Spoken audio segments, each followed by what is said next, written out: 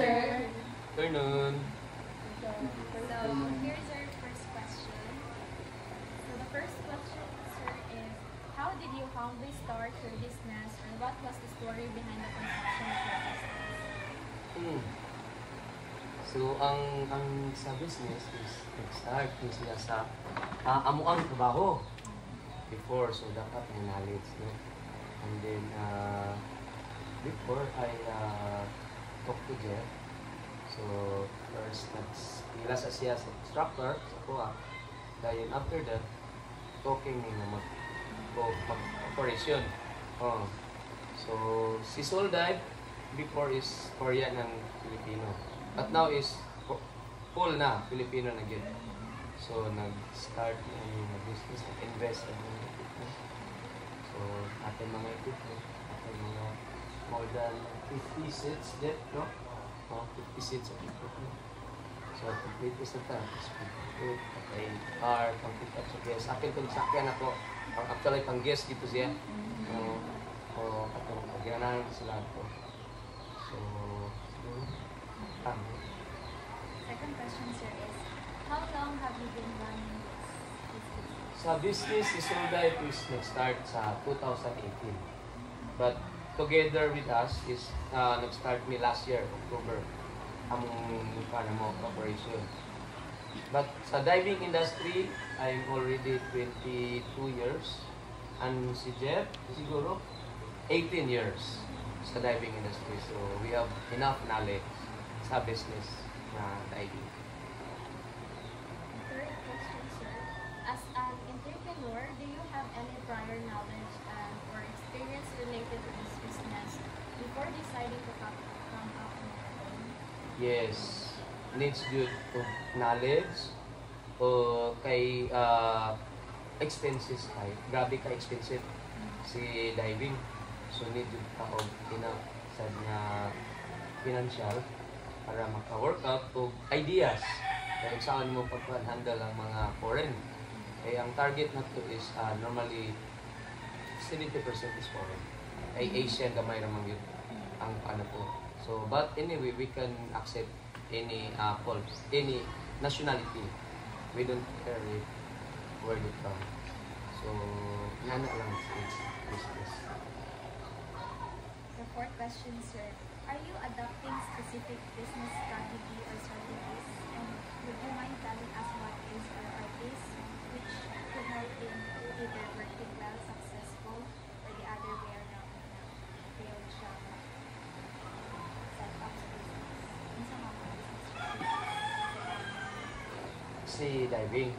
Sa business strategies is marketing is the best, no? So you have any connection, every country much better. Na kay mga referrals and then good handling sa ato ang guest kung saan sila pag-handle na safety is number one priority is ato 100% safe nga ato din ay ka-recommend sa ato ang mga guest na kay life man, no? Underwater we handle life. So, na mong gikuan na mo, o move on sa me, any suggestions from the other people that they can telling us to be good as a business, how to handle. So, kung naay mga suggestions, we are open to listen. If what is that is part of our business, if naapa the rest outside of the diving business, also we can listen. The fifth question, sir. What lessons or advice you can share to us regarding business operation, being management students taking up strategic operations in tourism industry? Advice or lessons? So, very good questions, no? So, first is, dili na to walaon ang Ginoo. So, first is mag-ampo ta sa business yan. Ihatag sa tuwa, i-guide. Doesn't matter kung related sa imong self, as long as you are happy to do that, no? So beside of this diving industry, I have a small sari-sari store. In the future, planning na po another kung makakuan. So kung asa ka malikayon, o ako ipa-advise is never give up kay ang business mag-start siya. So wala ginang siya. It's not like chili, no? Nga, inig-bite ni mo, spicy na yun. So this one, you need to suffer, patient, humble, so how to handle the... Ako ika-advise in the future nga, kamo, siguro mag-business is first, pwede mo sa God, nga, unsa nga business imong buhaton, financial, kay need ka, dili ihurot ang kwarta, at least, binla nimo half-half. Para in kaso, dili siya mag-work, mag-change kaglain. And sa business is at least 6 months to 1 year, mao na po ang strategy. Kung di siya mag-workout, move on another business. But some other people, they make it 3 months only. 2 to 3 months. Pag di mag-workout, kung less rin mo financial, balhin o lain.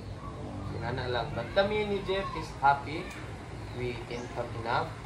But in the future, we are more positive that we have a lot of guests coming.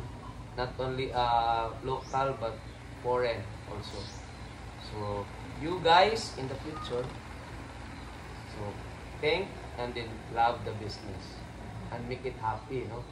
Para happy sa ka, kaya business ka o ka, dili ni mo enjoy business. Enjoy ka sa mga business.